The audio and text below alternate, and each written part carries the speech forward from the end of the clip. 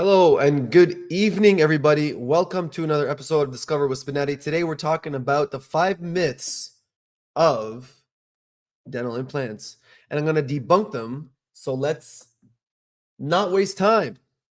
The first one is that, sorry, I'm just going to press live here. The first one is that implants don't last long. Well, that's completely false because the latest or the most recent studies that we have says that implants last between 20 to 25 years, and some even say that they last a lifetime. Now, there's a lot of factors that would come into play, and you can see here on the slide. I'm going to make it more apparent for you to see. You can see here on the slide that it says in terms of the success rate of implants is around 90%, 90 to 95%. There are certain things that cause dental implants to actually fail, and they are thus the following. You have infections, you have insufficient bone density, and the reason why I put that there, and probably means nothing to you, but the bone density or the thickness or the amount of bone that is on the top jaw versus lower jaw differs completely. And so you have a lot of different factors, and that's why when things get really complicated, people lose bone when they don't have teeth, they do require an additional type of procedure, something called bone grafting, which is when we add bone to the area so that we can augment it or make it more bulky and make it more dense to increase the chance of survivability of the implant. We do a lot of things in order for it to be successful. Another thing that actually causes the implants to fail is, as it says here, it says improper placement. Now, what does it mean in terms of improper placement? Does that mean that the implant was placed in the cheek instead of, in the bone? No. It means that the plan wasn't done properly or wasn't done too far ahead, in that the actual loading of the dental implant wasn't factored into actually putting in the dental implant. And so it fails over time because of loading factors. When things are loaded improperly, whether it's a natural tooth or an implant tooth, things tend to fail. And that is one of the reasons. So let's debunk number 2. Implants are painful.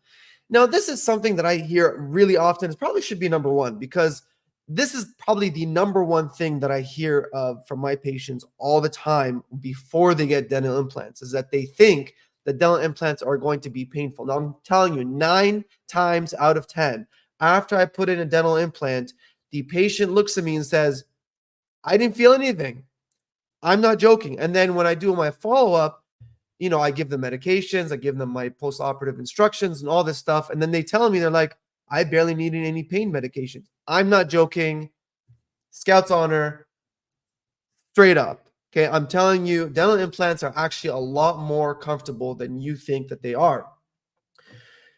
And it says here minimally invasive. The reason why I put that there is because there's a lot of techniques that have improved so much that things can actually be done rather quickly and with a lot less invasiveness, so that the healing can actually be done a lot faster. And so that is myth number 2, debunked. Myth number 3, I love this one. Myth number 3, it says implants look fake. Now, being a cosmetic dentist or someone that is incredibly obsessed with cosmetics, I can tell you right now, the dental implants that I put and a lot of other dentists put, they do not look fake, especially those people that are incredibly obsessed with cosmetics, such as myself. We go to length, like we go really far beyond. You can ask my patients, you can't even tell the difference. You can barely tell the difference. You'd have to get a magnifying glass to see the difference between the natural tooth and the actual implant tooth. Because what we do is that we put a lot of effort into making sure that the implant crown actually looks very similar to the neighboring teeth. There's a lot of tricks and stuff involved in it, a lot of communication with the lab, and a lot of credit has to go to the lab itself, but a lot of communication has to go to the lab from the dentist, so that to make sure that the final result actually looks not fake, actually looks real. And so that's completely debunked. It says here mimics natural tooth. Absolutely. Fused with the jawbone. Now, the dental implant itself comes in 2 flavors. You can get a titanium or you can get zirconia. You've heard of the white type of implant. I didn't put the picture up here, but there are these type of implants, and those are more aesthetic. They're more expensive, but they are more aesthetic. And so usually in a highly aesthetic case, we put them at the front. Rarely do we use them in the back unless someone absolutely demands that they want white implants and only white implants. And that has happened before. Fourth one, there are 5. Fourth one, dental implants are for young people. Wrong again. The majority of people who put dental implants, I mean, who loses teeth usually? Not the young people, usually the old people. Usually, young people who lose teeth are usually due to trauma, right? You get hit, the tooth is not savable, and so you need to put an implant instead. Or you're born without certain teeth are missing, congenitally missing. We call it congenitally missing. And so, therefore, then we need an implant in that space in order for us to fill that space and make it look nice and aesthetic and also to function properly.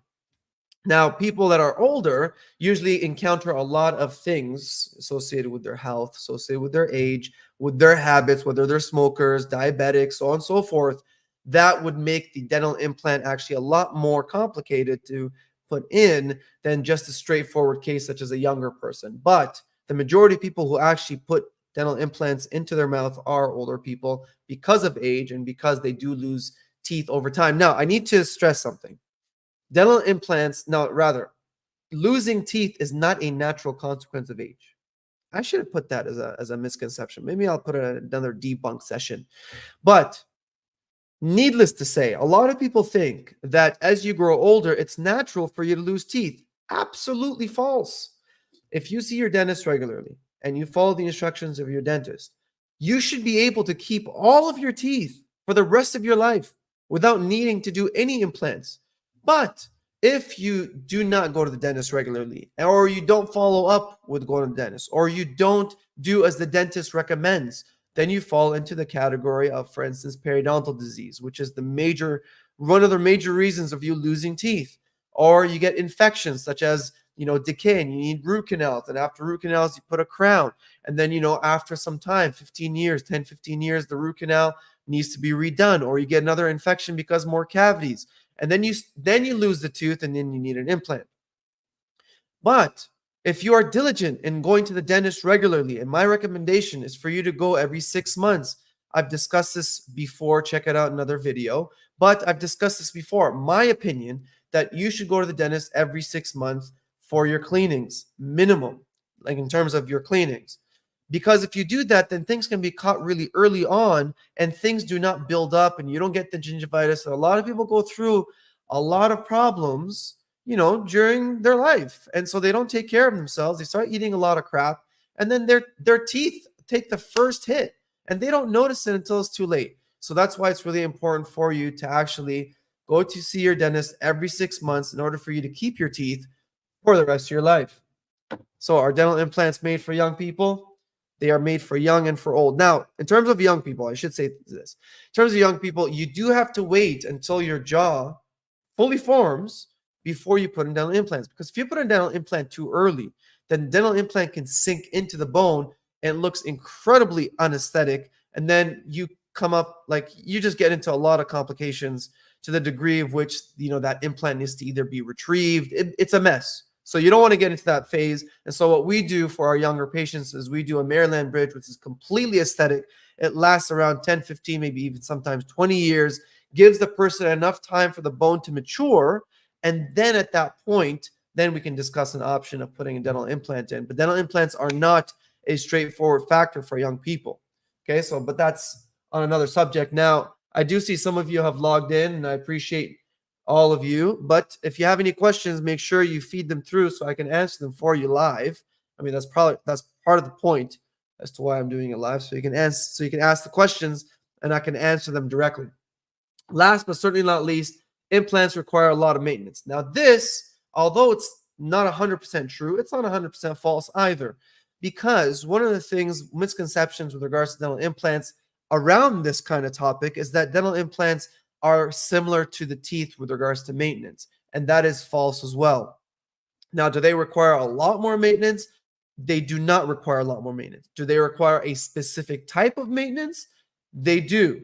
If you know anyone that has dental implants or you have dental implants, it's really important that you understand when you are flossing your teeth, you do not want to go all the way down past your gums. You want to just get to your gums and that's it. Because if you break that barrier, then you're actually separating the attachment, the attachment of your gums, and that's not a good thing, right? You're separating it away from your crown, and then you're introducing an area of bacterial, air congregation where bacteria can actually get more, you get more of it. And so that's one of the things that you have to be careful. Second thing you have to be careful of is as soon as you get a dental implant, my recommendation is that you should see your dentist every 3 months for the first 2 years. And the reason is because most dental implant failures happen between 1 to 3 years, right? Like early implant failures happen within that range. And so it's important for you to go to your dentist regularly when you first get a dental implant so that you can make sure that you're maintaining it properly and that it's being cleaned properly. The other thing that's not really the same kind of normality, but that doesn't really concern you per se, is that when you go get your cleaning, the dental hygienist doesn't use the same instruments as he or she would use with your teeth, right? It's a different type of instrument. It's a titanium instrument that doesn't scratch the actual implant because you don't want it to scratch, because if you scratch the implant surface, then that causes it to actually aggregate or causes it to attract bacteria, and bacteria can stick to it more easily. And so you get something called peri-implantitis, which increases the failure rate of your implants. Now, that's it for me in terms of, the 5 myths debunked of dental implants. If you have any questions, make sure you field them here. If you don't have any questions, but later on get a question in your mind, you want to ask it, feel free to shoot me an email at doctor@spinettidentistry.ca or check out our website. You can contact us through info@spinettidentistry.ca. I'll be more than happy to answer any of your questions for you. And as always, keep smiling and stay safe. Good night.